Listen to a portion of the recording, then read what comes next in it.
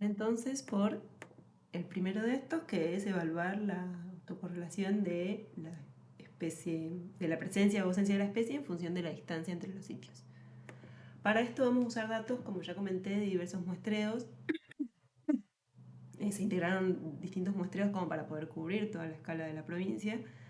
Y estos muestreos fueron realizados entre 2019 y 2023, lo cual implica desde ya una variabilidad, tanto desde el punto de vista de que sean distintos muestreos como variabilidad ecológica por la escala temporal, con lo cual luego los modelos de ocupación, la salida no se va a interpretar tanto como probabilidad de ocupación, sino como probabilidad de uso, que es más bien una cuestión técnica de que no podemos decir que la especie estuvo ocupando ese sitio porque es mucho tiempo, sino más bien que ese sitio tiene probabilidad de ser más o menor probabilidad de ser utilizado.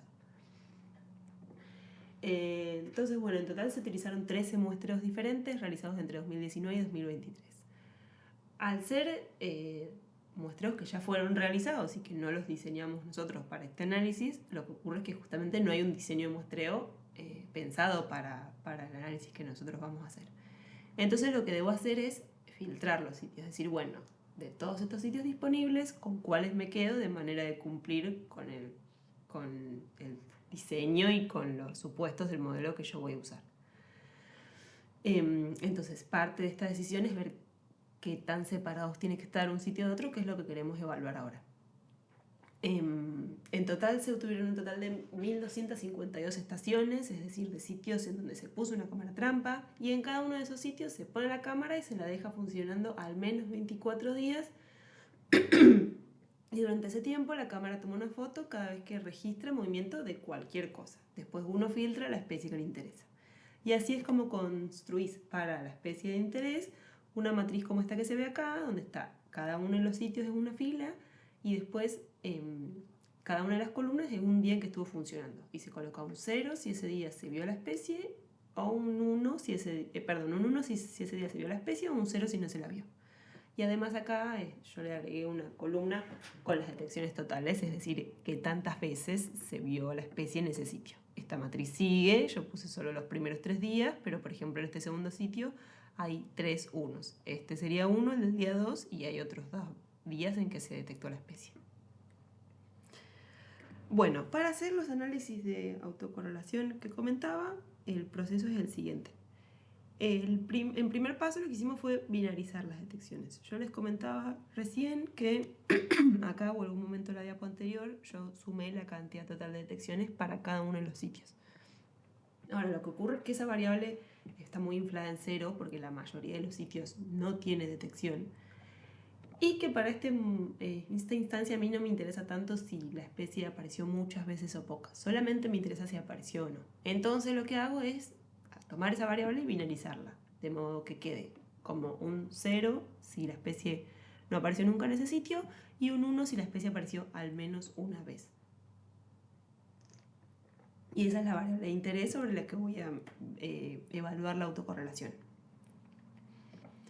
En segundo lugar, lo que hago es espacializar los datos a partir de las coordenadas de los sitios y el sistema de referencia, que esto lo hago en R con el paquete SF, para luego poder calcular la distancia en metros entre cada par de sitios. Y así yo calculo una matriz de distancias pareadas. Es decir, cada fila son los sitios, cada columna son los sitios, y para cada par de sitios me fijo a cuántos metros están entre sí. Esto lo hago porque me interesa crear la matriz de ponderación, que lo hago haciendo la inversa de la distancia. Esta es la ponderación que se veía antes en la fórmula de índice de Moran, que era la W, digamos, que es ponderar esa diferencia entre los dos sitios en función de la inversa de su distancia. Entonces, a partir de ahí sí ya tengo las dos componentes del índice de Moran, que era cuánto varía el atributo que estoy mirando y qué tan distanciados están los sitios.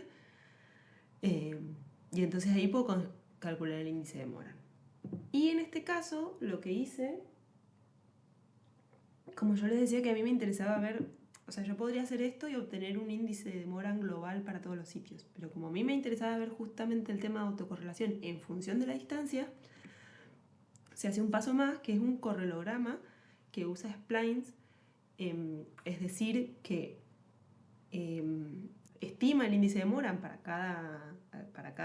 todos los datos disponibles y te da el índice en función de la distancia entre los sitios. Entonces, en vez de darte un valor global, para cada par de distancias de sitios te va dando el valor de autocorrelación correspondiente a los sitios que estén a esa distancia. Y esto del spline es que en los casos en que no tenga datos para poder formar una curva continua, cuando no tiene datos para determinada distancia, interpola a partir de los datos disponibles y así genera como una curva suavizada de el índice de Moran en función de la distancia. Esto lo hago con el paquete NCF-NR. Y así es que obtuve un gráfico como el que se ve acá, que es un gráfico de autocorrelación, específicamente sería índice de Moran en función de la distancia en kilómetros. Entonces lo que vemos acá es que para distancias muy cortas hay como un pico o la correlación es muy alta y después empieza a bajar y en distancias más grandes es relativamente bajo el valor del índice de Moran, está alrededor de 0,1 o abajo. Lo que yo agregué en este gráfico también es esta línea roja de 0,35, que es la referencia que se usa en algunos casos cuando se hace esto para modelos de ocupación, cuando se usan estos análisis justamente en esta misma etapa para hacer esto. En la bibliografía está este valor de referencia de que lo esperable es que el análisis de autocorrelación el índice de Moran de menos de 0,35 como para considerar que no es muy alta la autocorrelación. En realidad se espera, de hecho, que haya algo de autocorrelación por cuestiones ecológicas, ¿no? Que se espera que las especies estén agrupadas en sí, ya sea por cuestiones de los requerimientos de hábitat o justamente por la dispersión, ¿no? Porque los individuos dispersan a partir de las poblaciones existentes. Entonces hay como un desafío de poder separar la autocorrelación correspondiente al diseño de muestreo y a la observación de la autocorrelación ecológica.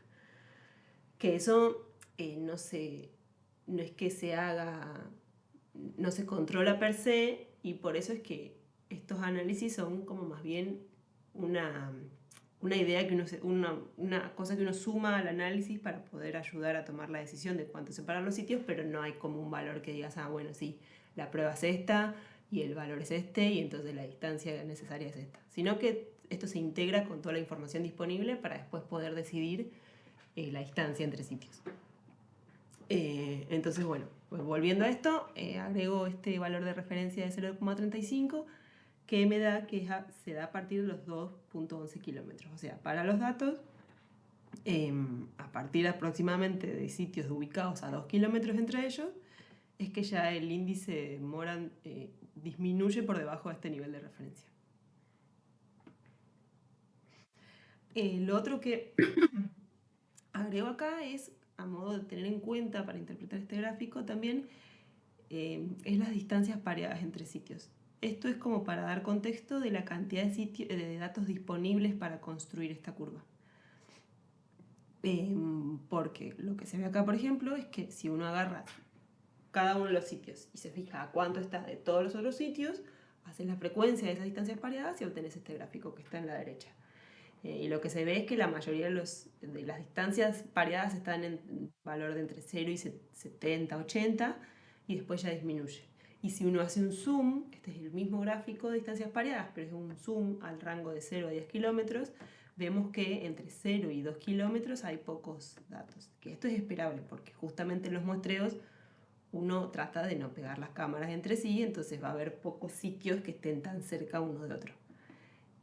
Pero esto tenerlo en cuenta porque este pico, por ejemplo, que está acá, puede ser una cuestión, desde ya puede ser una cuestión real de los datos, de que haya mucha autocorrelación, pero también puede ser un tema de que hay pocos datos para estimar este valor. Porque hay pocos sitios que estén tan cerca uno de otro.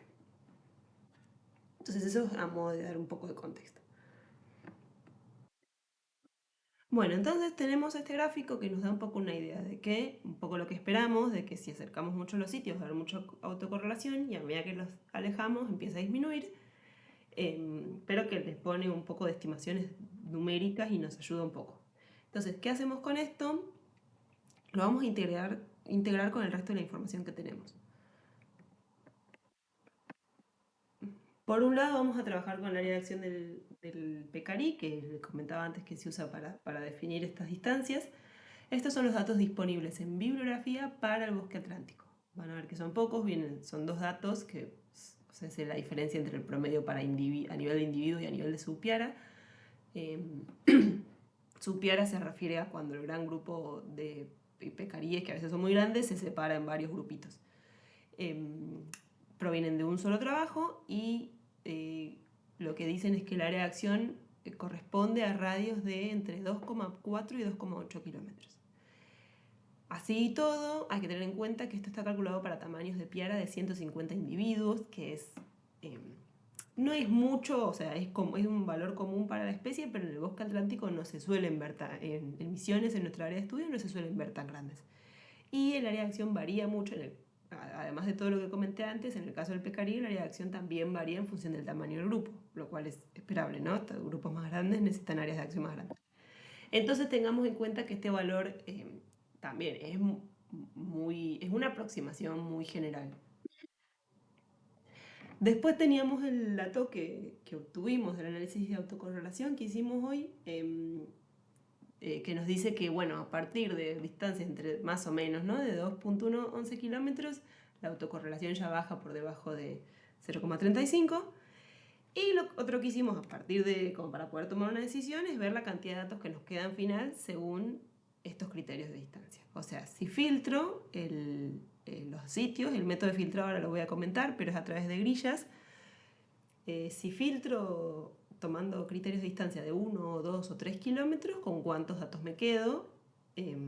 Acá también está agregado otro subset de años que habíamos visto, pero para los datos de 2019-2023 tenemos que, por ejemplo, si filtráramos con 1 kilómetro nos quedamos con 800 y pico de datos, con 2 kilómetros con 600 y pico y con 3 kilómetros con 500.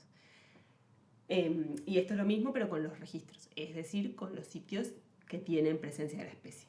Entonces, viendo todo esto y sabiendo que ninguno de estos valores son como valores absolutos para tener en cuenta, sino que son más bien cuestiones para ayudar a definir el criterio, se definió trabajar con una distancia de 2 kilómetros. Entonces se va a hacer una grilla de 2 por 2 kilómetros para filtrar estos sitios.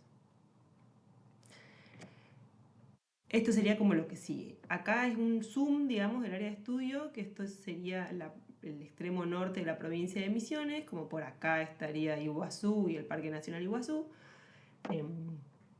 Acá se ve una foto de todos los puntos para esa zona y se pone encima una grilla, que en este caso cada uno de estos cuadraditos tiene 2 kilómetros de lado por 2 kilómetros de lado. Y entonces después se define que se sortea aleatoriamente y la idea es que para cada uno de esos cuadrados quede solo un punto. Entonces después te queda filtrado de esta manera. Por ahí hay partes donde parece que se superponen, pero si haces zoom no. Acá lo que tenés es que en cada un cuadrado te queda un solo punto. Esto no establece, como pueden ver, una distancia mínima de 2 kilómetros. Puede ser que un sitio quede en una esquina del cuadrado, en otro en otra esquina del cuadrado y tengan menos de 2 kilómetros entre ellos. Pero la idea es más bien hacer un filtrado y quede más bien distribuido homogéneamente dentro de la disponibilidad de los datos, los puntos que tengamos. Entonces se hace ese filtrado y a partir de eso nos quedamos finalmente con los datos de la derecha, que son los que vamos a usar para el modelo de ocupación, un total de 676 sitios, de los cuales 96 tienen detectada la especie. Así que con esto terminamos la primera parte del análisis, que era ayudar a definir el criterio para filtrar los sitios que vamos a usar en el modelado de ocupación.